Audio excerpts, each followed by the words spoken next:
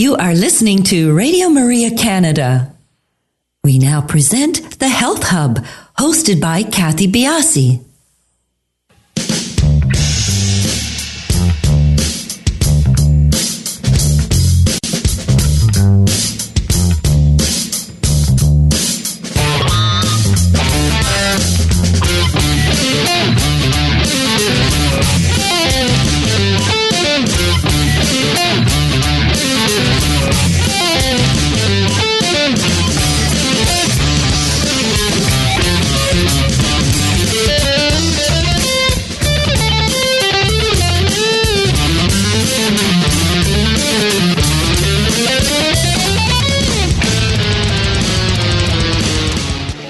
Good morning, everyone, and welcome to the Health Hub. I'm Cathy Biase, your host, and along with our producer, Alex Diaz, we would like to welcome you to our show this morning. Good morning. Are you there, Alex? Good morning, Alex. How are you?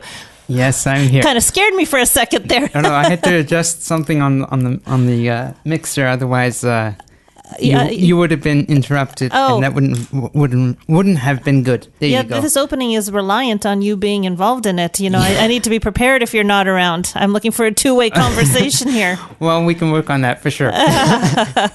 All is good? Yes. This week has been somewhat busy, though. Mm-hmm. First week of Lent. Exactly. That's right. We've been preparing as a editorial team the various activities that are going to be taking place, as well as preparing our newsletter, which will be out momentarily. And those things don't come together easily. They take a lot of work, don't they? They do. Mm-hmm.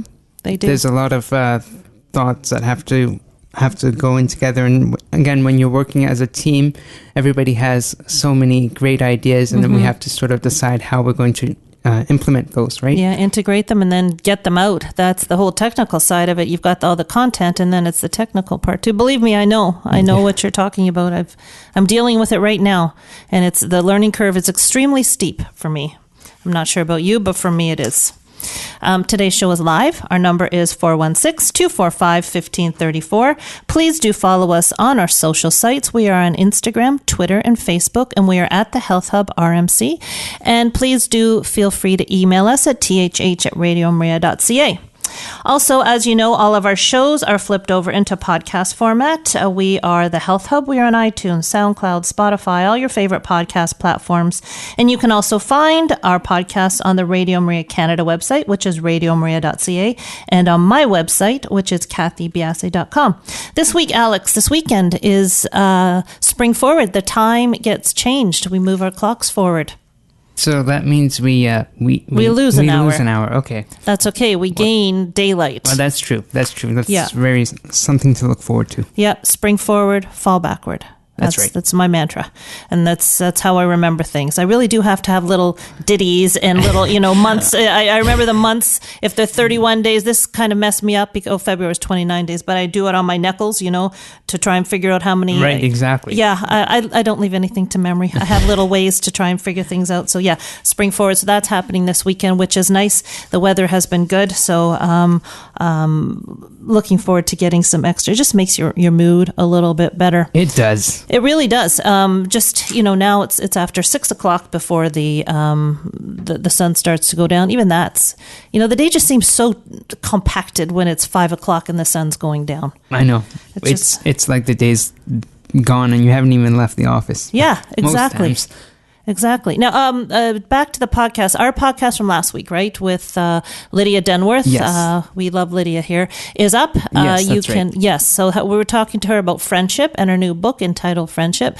Was a great conversation and a very knowledgeable woman. And that podcast is up and ready for you to listen to. So kind of all over the place here. Part of the reason is because I had something I wanted to talk about to you, pre-done and ready for you. But I've had a number of people over the last couple of days approach me on what I am doing and recommendations for this time of year where viruses are high. And, we have the coronavirus that is causing people a little anxiety. So I'm not going to get into the particular virus itself.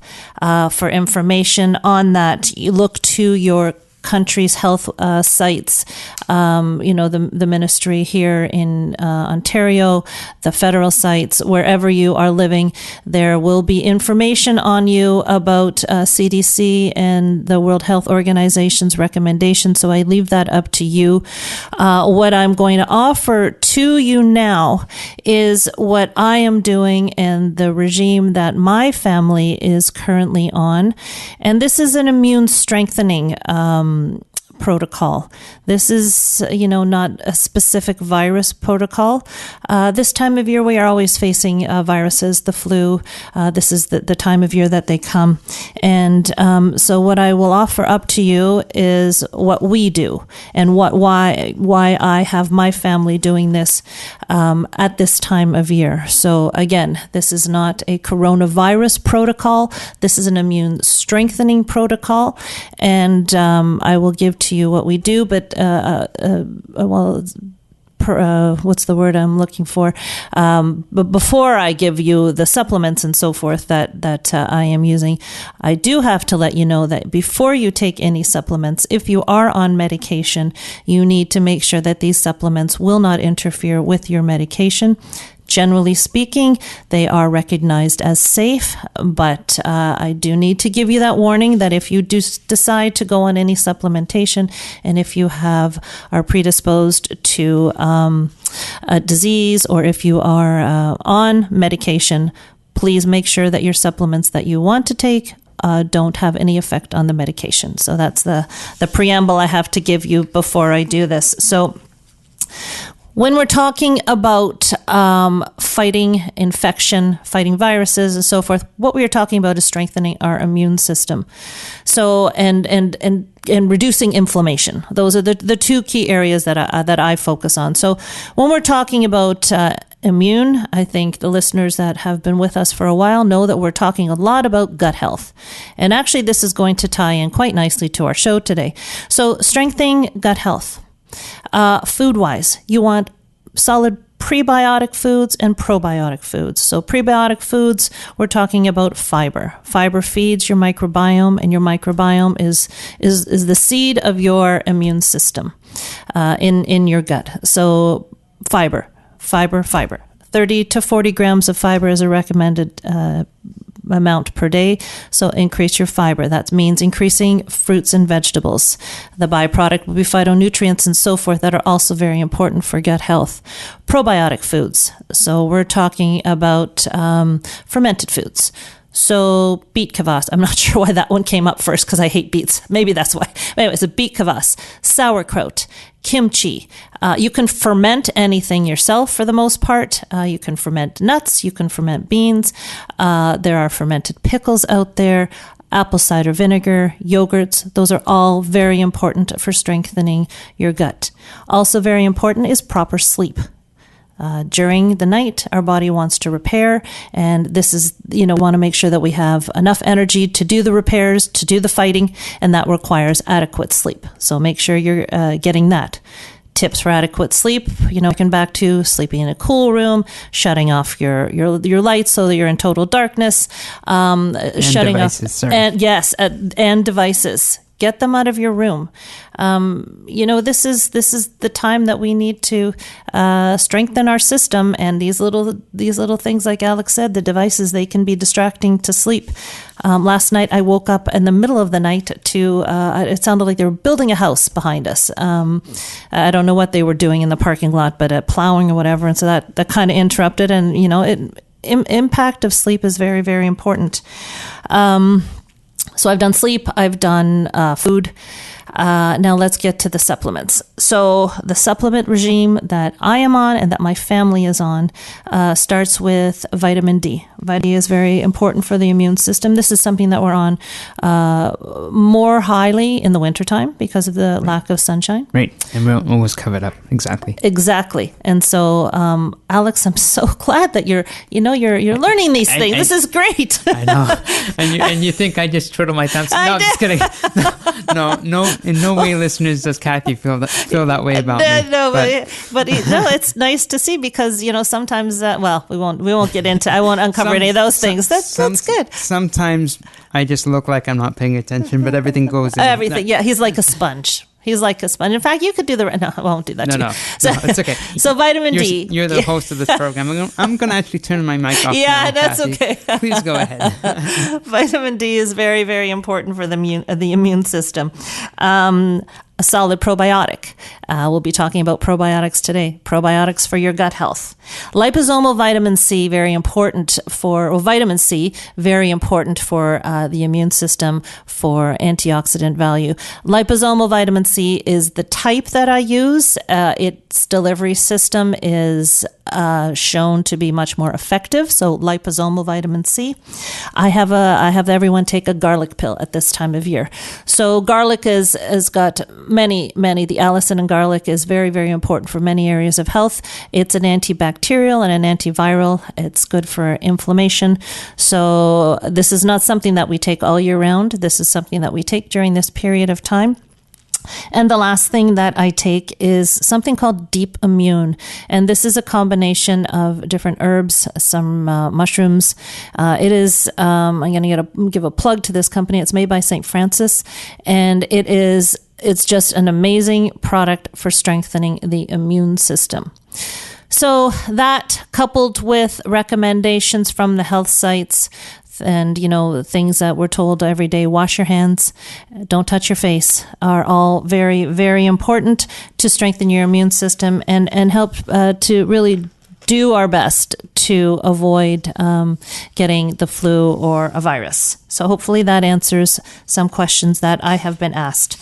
On to today's show, and I'm sure Tina will be able to talk a little bit more towards the value of probiotics in strengthening the immune system. I know she will. Tina Anderson's journey into the world of health had a unique start and some unusual turns.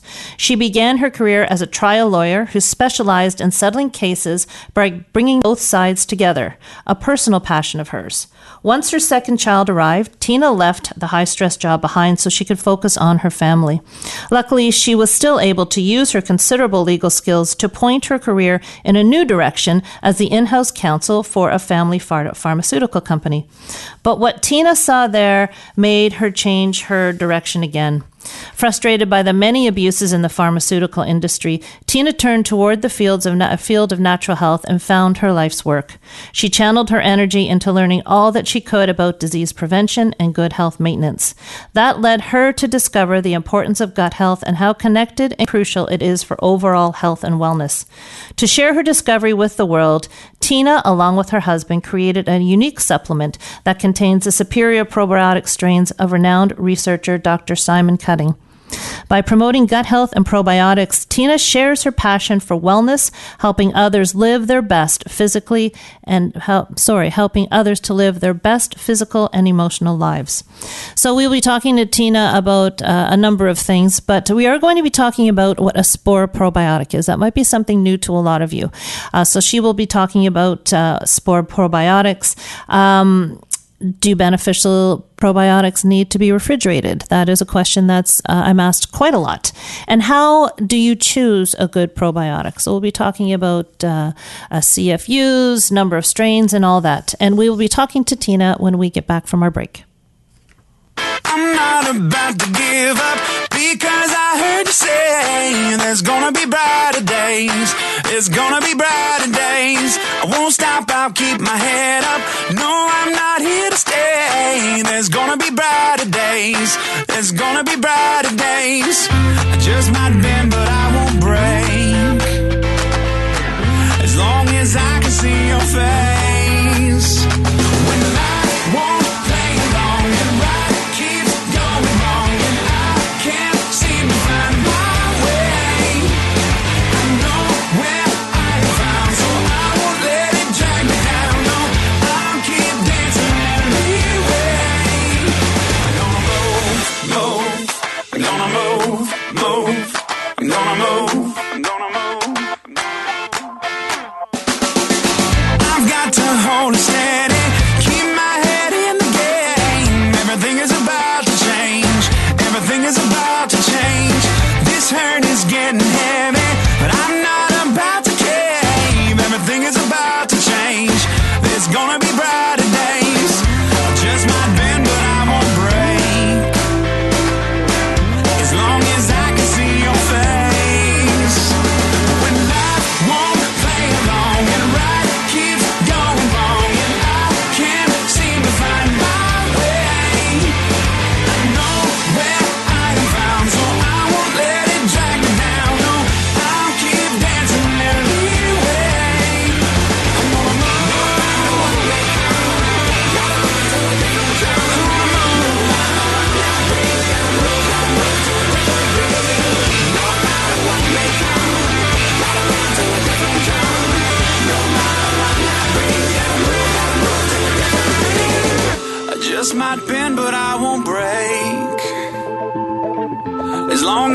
can see your face.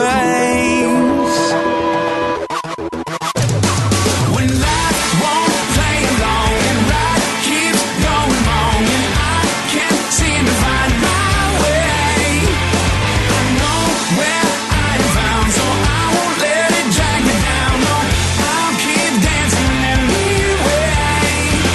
When life won't play along and right keeps going wrong and I can't seem to find my way, I know where I am found, so I won't let it drag me down. No, I'll keep dancing anyway. I gotta move, I'm gonna move, I'm gonna move, I'm gonna move, I'm gonna move. You are listening to Radio Maria Canada. We now continue with the program, The Health Hub, hosted by Cathy Biase. Welcome back, everybody. Today's show is live. If you're interested in calling in, our number is 416-245-1534. And please do follow us on our social sites. We are on Instagram, Twitter, and Facebook, and you can find us at the Health Hub RMC. Tina, good morning and welcome to the show.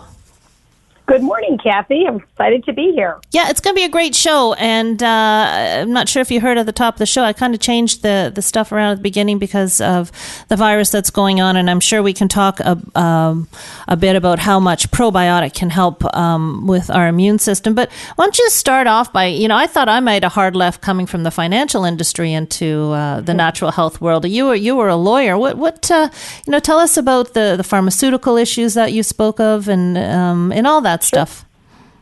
Sure. Yeah. I mean, I really left the high stress litigation legal field mostly because I wanted to have more balance in my life. I have 3 children. At the time I had 2, and I was like, I just needed to spend more time at home and not work every weekend, crazy hours. So I was able to go into the pharmaceutical business, in the family pharmaceutical business, which was wonderful. It allowed me flexibility, and it allowed me to do something that I thought at the time was really bringing health to people and helping people feel better and all of that. But as we were in the industry more, I really started to see so many of the abuses in the industry. One example that always comes to mind is we had won this huge bid for a cholesterol drug for one of the largest hospital systems in the country.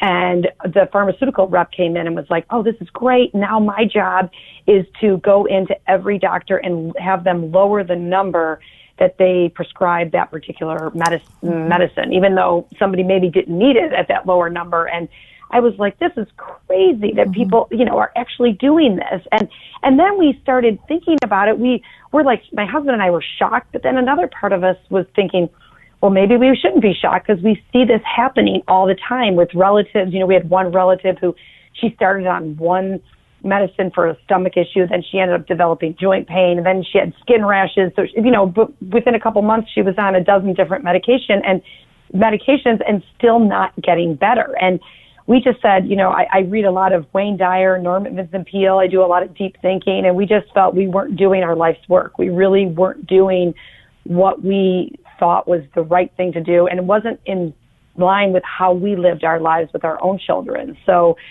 we just decided to really do some research into the natural health and wellness world because that's the way we were living our lives anyway. And shortly around that time was when the Human Microbiome Project was launched by the National Institutes of Health. And it told us more about the gut than we ever knew before. We found out that, gut health is really paramount to every aspect of our overall health. And through being at the right time, right place at the right time, and saying a lot of prayer and a lot of meditations, we were able to license the exclusive strains, have the exclusive rights to these really, really incredible strains out of London University, Royal Holloway, Dr. Simon Cutting. And from then, it's been the best journey ever, best career journey ever by far. It's really fun to help people every day and be involved in research and the latest and greatest research that's out there.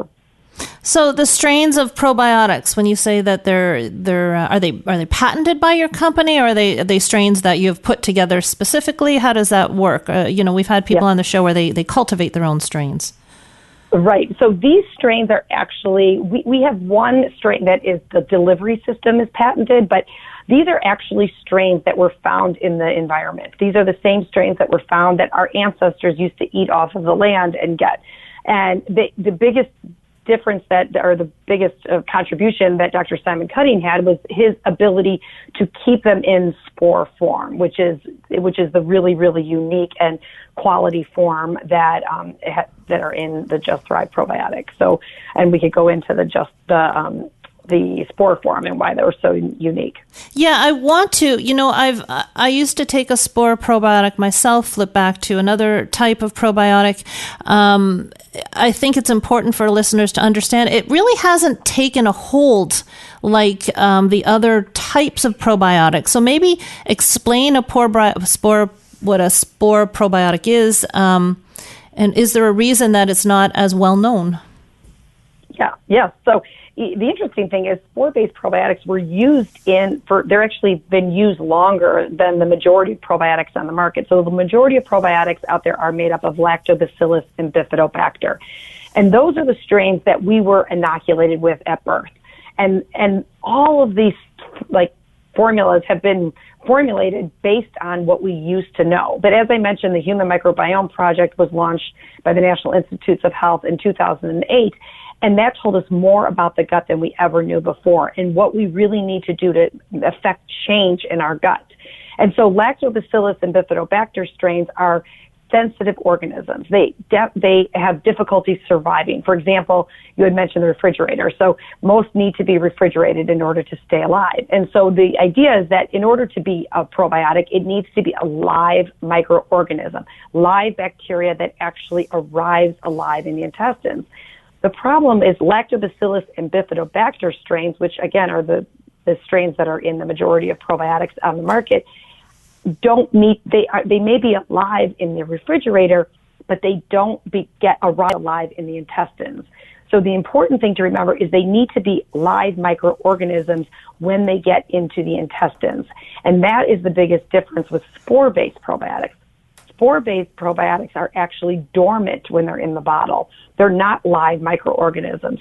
They actually don't become alive until they hit the intestines. And once they hit the intestines, they take their spore shell off, and that's when they become alive. And so they really have started to take a huge hold in the market. In fact, I think a lot of people you even hear doctors now talking about, probiotics don't do anything. And a lot of times doctors will say that because they know that most of them are dying by the time they get to the intestines. And that is a problem. There are studies that show that dead bacteria will actually create some type of change in the gut, but really the definition of really being a probiotic is being live when it's in the intestines and then conferring a benefit onto the host, which is the body. So the best way to understand spore-based probiotics is that they have this armor-like shell around them, which allows them to survive the environment. So your body temperature, which is 98.6, and allows them to survive the gastric system, which is, of course, the, barrier. It's a gastric barrier. It kills off so many of the, organisms that are out there. So these spore-based they get to the intestines, and once they hit the intestines, they take their shell off and they go into their live vegetative cell state. And this is not something that we've engineered. This is not something that we've done. These are actually the way these organisms this is what our ancestors used to get when they ate off the soil. They would eat food, they'd get soil on their food, and then they would get these organisms on a daily basis and take care of their gut because they did this naturally. They became alive in the intestines because they're very intelligent bacteria. Okay, that's what I was going to ask. So a spore, what is the definition of a spore? Yep. So it's not like a mushroom spore, so I don't want to confuse it with a mushroom spore. It's an endospore, so it has an endospore shell around itself, and that's really all it means. I don't mean it doesn't have an endospore shell around our capsule. The actual bacteria has this spore around it, so it's this endospore shell around it, and again, it's there to protect itself. So the interesting thing with the spores is that in the capsule, you swallow it, and again, it's dormant through the whole digestive tract, but by the time it gets to the intestines, it takes the shell off, it becomes alive, and then it stays there for about 21 to 28 days, where it works through every part of the intestinal tract, from the small intestines to the distal colon. And then, we defecate it out, and then it goes back into its spore form. So they found, spores that were from millions of years ago in a fossil, basically showing that they still are in spore form, and then they go back into their live state when they go into the intestines. So the biggest takeaway with spores is that they are just their ability to survive the gastric system. So and the ability to get to the intestine alive. So does each spore contain its own unique bacteria? Well, it's the type of bacteria. So if you see a probiotic strain that is called lactobacillus, it's not a spore. It's a lactic acid bacteria. If it starts out with bifidobacter, it's not a spore base. But if it starts out with bacillus, then you would know that it's a spore-based bacteria. That's one of the best ways the easiest ways to figure it out. And the other thing I'd love to explain is that if you envision a garden, and the garden has been stepped on and trampled on, and there's weeds growing all over that garden, and you kind of compare that to your gut. So in your gut, you have, in your intestinal tract, you have, good bacteria, you've got overgrowth of bad bacteria, you've got good bacteria, and you kind of compare that to the garden. The lactobacillus and bifidobacter strains go into that garden, and they're trying to reseed that garden. So they most of them have difficulty ever getting into the garden, but let's just assume that they do for a minute. If they get into the garden, they may plant a plant in that garden, but they're not going in, and they're not getting rid of those plants or the weeds. They're not going in and taking those plants that have been stepped on and trampled on and bringing them back to life. They're just maybe planting a new plant here and there, so making the garden a little bit better, but then they leave right away. They leave the body, similar to lactobacillus and bifidobacter, pass through the intestines similar to food. Where if you take that same garden analogy and you throw in the spore-based probiotics, they go in there, they attach to the soil, so they're attaching to the intestinal cell wall. Then they have the ability to get rid of the weeds, so they actually are creating antimicrobials to get rid of pathogenic bacteria in your gut. And then the really unique thing is they actually are helping those good bacteria, the good flowers and plants in the garden, come back to life and thrive in that garden. So it's the same thing we find. These spores create compounds and nutrients to help bring our own bacteria that already belongs to us and bring it back to life. So we're creating this lush garden, and they stay there for 21 to 28 days. So it's really, really important that a probiotic survives, and then it actually gets there and actually confers a benefit onto the host, onto that garden. Now, is there, and you can explain this, and sorry, Alex, I know we're pushing up towards a break, but I want to end with this part. Is there a phage technology involved in the spores? No, not particularly. No, it's just these are just the way these strains are the way we found in our environment. Yep. Interesting. Okay. We're going to take a quick break, and we're going to come back and talk more to Tina about probiotics, their benefits, and other information that we may need to clarify in order to purchase the proper probiotic. Hey, let me hear you say, oh, oh, oh. Let me hear you say,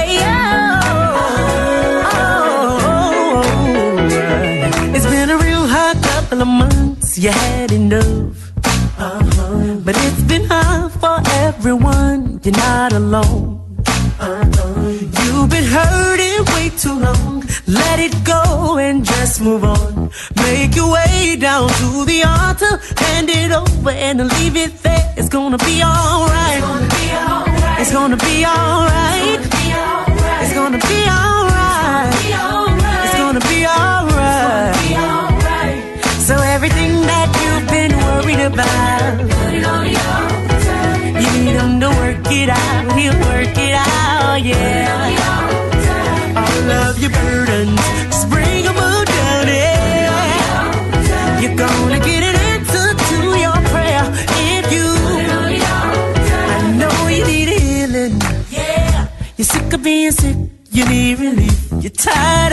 pressure. Yeah. You got all the stress and you need some peace. Come on and get your breakthrough. Haven't you been suffering long enough? Make your way down to the altar. Hand it over, leave it there. It's gonna be alright. It's gonna be alright.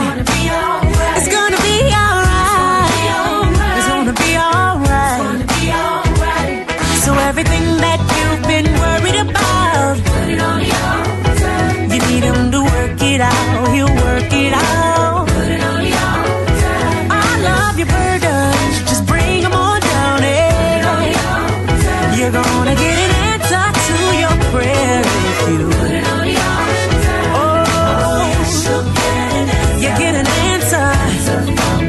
Oh yeah, you get an answer. Yeah. So you need to put it on, put it on, put it on. Put it on the altar. So you need to put it on, put it on, put it on. Put it on the altar.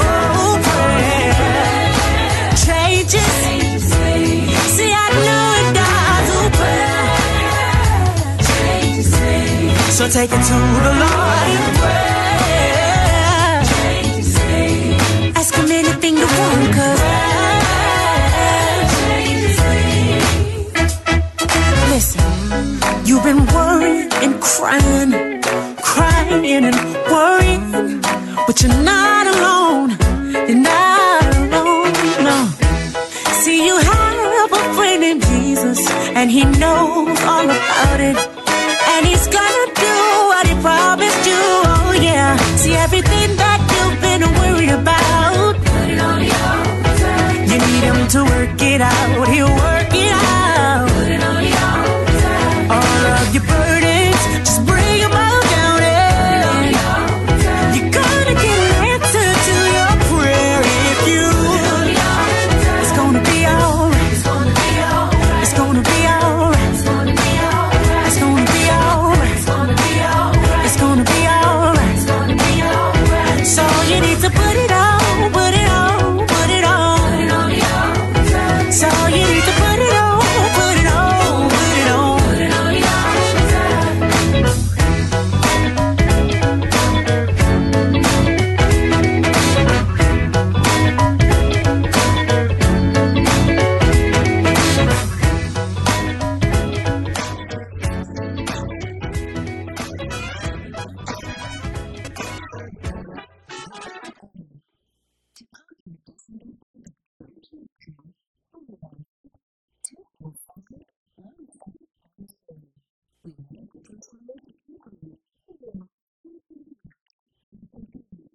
Welcome back, everybody. We're talking with Tina Anderson. Tina, I'd like to go into some questions that I'm asked frequently, and I think you will give a very clear understanding of the answers to these questions. When we're talking about the large and the small intestine, you know, we focus on the large intestine. That's where the bulk of the microbiome and the intestinal tract lays. We often forget about the health of the small intestine. Is it important to take care of the small intestine, or you know, is where the action is the large intestine? Oh yes, absolutely. And there's a lot of people who shy away from probiotics because they worry if people who have, you know, SIBO, small intestinal bacterial overgrowth, they shy away from them. And understandably so, because a lot of Lactobacillus and Bifidobacter strains actually contribute to that bacterial overgrowth. But the spores are actually used as a pharmaceutical in Europe and Asia for that purpose, to actually rebalance the population in the small intestine. So yes, it's absolutely important to focus on the small intestine as well. And the pH, as the probiotic is going, this is my understanding of a lot of the issue is the hydrochloric acid and the pH as the common probiotic is making its way through the system. That's where the issue is for its impactfulness. Is that correct? Well, yeah, the pH of the stomach is, that's why most of them are dying, because the pH of the stomach is, the pharmacopoeia state is a 1.3 for gastric survivability, and most probiotic strains wouldn't even survive the pH of the stomach. So when they get down into the so the pH changes as it gets down into the small intestine, and then again as it gets to the large intestine. And is the pH what's actually getting the spore to become activated? Yeah, it's the environment that they just know. They're they call them intelligent bacteria. They know it's not necessarily the pH, it's just the whole environment. They know that that's their home. They're gut commensal organisms, meaning that these are strains that belong in the gut. They're supposed to be there. So they read the microbial environment. So it wouldn't be the pH alone, that would be part of it, but it would be the whole environment that they are reading and understanding that this is where they need to be. This is their home. And the interesting thing is, even when they recognize, so these strains actually have been tested with the use of antibiotics, and they have been shown to survive the presence of antibiotics. So when they sense a a hostile environment like an antibiotic, they go back into their spore form. They're very, very unique and intelligent microorganisms that actually will go back into their spore form when an antibiotic is in its presence. Interesting. Now, is there an arena where both types of probiotics are needed? Well, I mean, there would be nothing wrong with taking both types of probiotics. Of course, but I just feel like that most of the studies are done on single strain probiotics, so Lactobacillus rhamnosus GG, they've got great studies on that. So we should be focusing on that one single strain. What's happening in the industry is that companies are taking like one study and not using that particular strain. They're using the genus and the species, but not the actual strain that the studies were done on. And so we have seen that we've seen this happen. And so our approach is actually to do studies on our finished formula. So we actually have a human double-blind human clinical trial on leaky gut. We have 9 other clinical trials going on right now. We've done, we focus mostly on studies that are actually showing that what we're doing, we could hypothesize about all these things, and we could look at studies that have been done on spores before, but we really want to know with this particular combination of strains, how is it going to work in the body? And we actually showed that this combination of strains actually caused a 42% reduction in LPS toxins seeping into the bloodstream, which of course is the cause of leaky gut. And of course, we know now that leaky gut is, really the driver of most, 90% of non-communicable diseases out there. So, well, let's take a step back and reiterate what leaky gut is. Yeah, so leaky gut is basically exactly what it sounds like. It's basically there are holes in the intestinal wall that allow toxins that are really not problematic in your gut, and they seep into your bloodstream. And we know now that 90% of non-communicable diseases are attributable to a leaky gut. I mean, it's hard to find any disease that is not associated with an imbalance of our gut or a leakiness of our gut. So basically, leaky gut happens when the tight junctions in our gut lining open up, and these toxins that are, like I said, like LPS is one of the major toxins out there and they seep into your bloodstream, and they become, very, very problematic. I mean, and basically, if somebody has a autoimmune issue, if somebody has food sensitivities, food allergies, I mean, it's almost guaranteed you have a leaky gut. But they're even estimating 80% of the adult population has a leaky gut and doesn't know it. And so it's really important that we seal up those tight junctions by taking a probiotic or, doing other things that will actually help that gut barrier to seal it back together.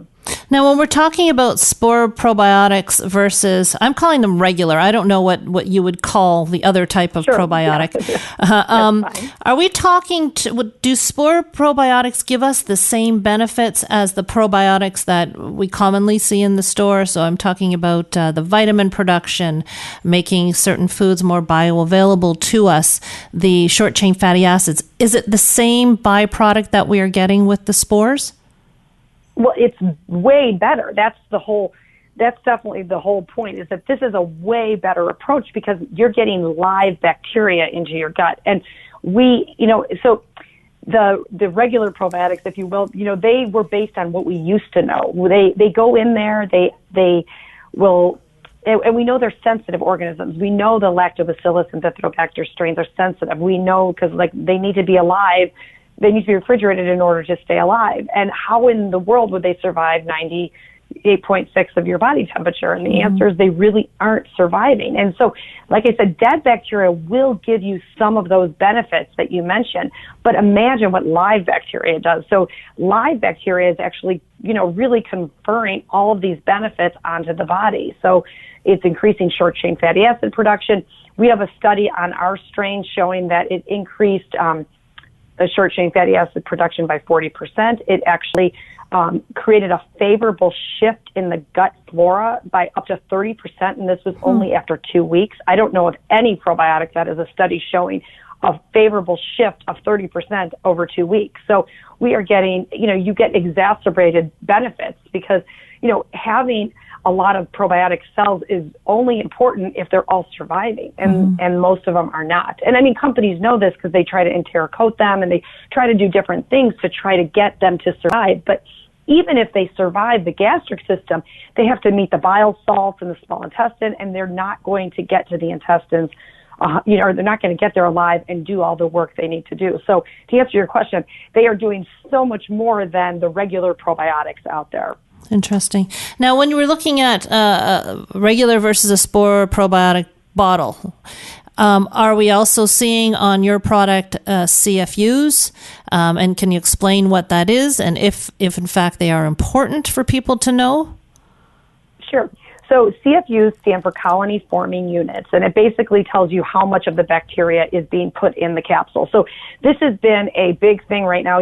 Companies are doing 50 billion CFUs and 20 billion CFUs, and then some are going up to like 100 billion CFUs. And so that really is kind of based on marketing. I mean, it's basically people are, they're like, oh, more is better. And that's, the kind of mentality that we've all become accustomed to, that more is better. But really, there's no science on that. There's no science. Everything we do is based on research, based on science. There's no science. The only way more is better is if we know that more is actually getting to the intestines alive, and we know that most of them aren't. And so, really, we have 3 billion CFUs in our product. And what we know is that our 3 billion actually 100% survive. We've done independent third-party gastric survivability studies showing that all 3 billion of our CFUs actually survive and they get to the intestines alive. And that is the key. So, and there is no study that 50 billion is better than 20 billion or 100 billion is better. I mean, there's some products that are 250, 500 billion.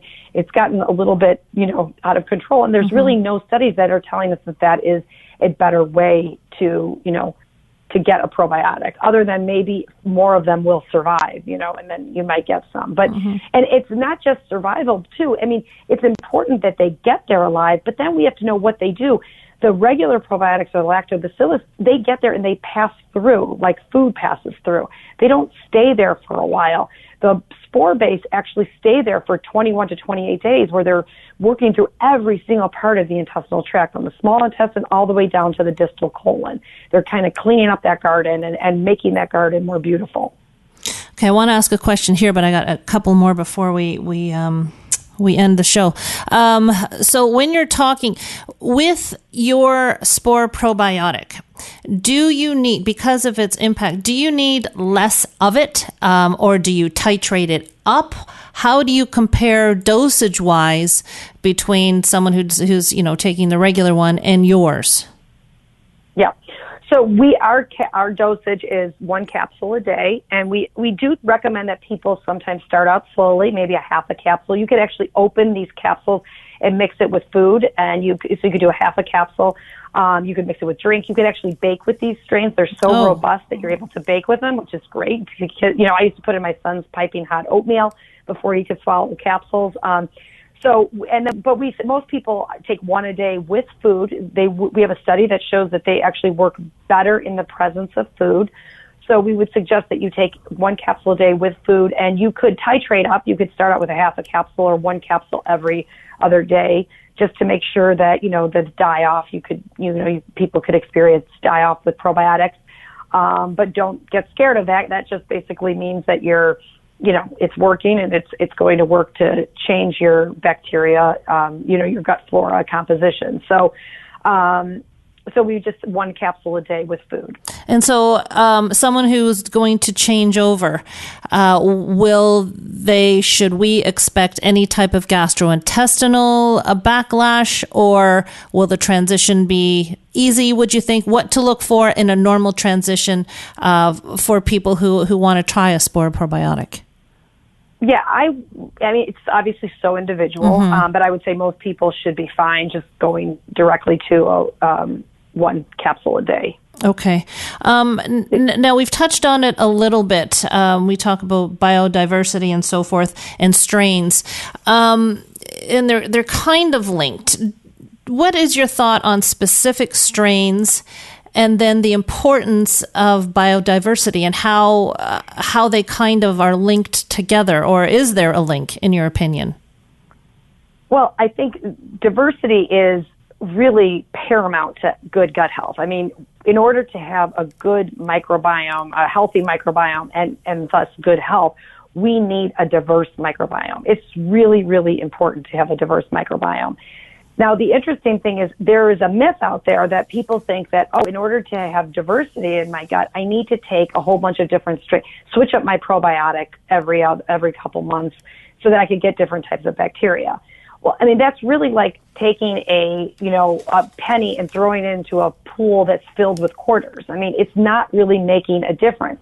The way we create diversity is to take the bacteria that already exists in our gut and bringing it back to life, because we have diverse microbiomes. We are born with them. They might not all be thriving. They may be stepped on and trampled on, like that garden analogy. But the key is to find bacterial probiotics that are actually helping create diversity by helping your own microbiome, your own probiotics come back to life and thrive in your gut. So can we resurrect maybe certain strains of bacteria that we haven't nourished properly, or once they're gone, they're gone? No, absolutely. That's absolutely, you hit it right on the head. That's exactly the point. People will say, they'll come up to me at a conference and say, I did a stool test and, they told me that I have 0 lactobacillus, whatever it might be. And I'm like, well, it's not possible. I mean, there's something left there. There's something left that we could, bring back to life. Well, the other thing, too, is that studies are now showing that if you don't have, you were saying that scientists are studying specific strains, and they find that strain A does this, this, this, and this. But studies are also now showing that if you don't have strain A, strain B may be able to do the same thing. So I think that's an important piece of, when you're getting, I want your thoughts on the microbiome test as well, but I think an all-encompassing understanding is important for people. A lot of people are getting the microbiome tested and they're getting back that you've got this, this, this, you're low on this, this, this, and it might be alarming for some. But different strains can do many and varied things. What are your thoughts on microbiome testing, stool testing? Is it relevant to you? I think it's very flawed. I think they're very flawed because, they will do a stool test and it's like, if you are like Chicago, it's like the good analogy is like if you have the city of Chicago and you look at a sampling of the south side of Chicago and say that represents all of Chicago, and it doesn't, and it's not a full test. It's not a full, it's a start. And it's just like a lot of this science, all of this science that we found with the Human Microbiome Project. It's so exciting what we're finding out from this test and how important our gut is, to every aspect of our overall health. But I think it's a start with biome testing. But I don't think it's a real accurate, example of it. So I think, again, we want to take strains that are going in and taking our own bacteria and helping to bring it back to life and getting rid of the pathogenic bacteria. If there's one particular strain that is, shown to treat with diarrhea and it's been studied and they have dealt, a published human clinical trial, then by all means take it if you think you're low on it. But I don't know that it's entirely accurate. It's a start, but I don't know that it's entirely accurate. And I think it gets people very panicky. And I just don't think it is a true representation of your whole gut. Yeah. And that's sort of what I was alluding to. We are so, even though it's been 12 years since the human microbiome study, it's just the beginning of the understanding. And, red flags can be raised when there's no need. So I think the overall approach, eating well, taking a good probiotic, we know that's part of the good piece of the puzzle. Now, your particular probiotic, can you give us the name of it, and do you distribute all over the world, or is this specifically a U.S.-based company? Sure. The name is Just Thrive Probiotic, and it is, we do ship outside of the United States. It's just we don't have distribution in other countries. So we do ship from the U.S. to different countries all over the world, but we don't have necessarily distribution in other countries. So. And now if listeners are interested in trying the probiotic, where can they find it and order it? JustThriveHealth.com. Okay, perfect. And we will definitely have that information when the podcast comes out. So if you've missed it, it'll be there. It'll be there evergreen, so you can pick it up whenever you need to take to take a look at the website. It's a very great website, lots of information, and it's a great product. Tina, I wanted to thank you so much for joining us. Very informative. Spore Probiotics is not something that I'm 100% familiar with, so I appreciate you taking the time with us.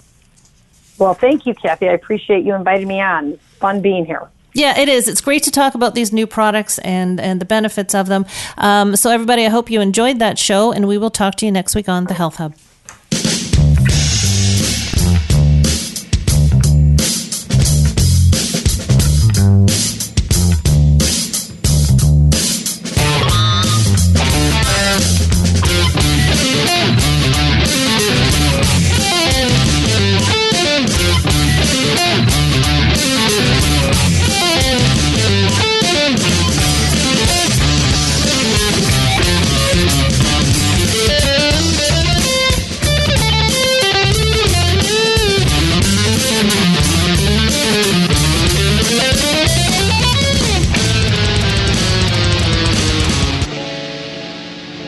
You have been listening to The Health Hub,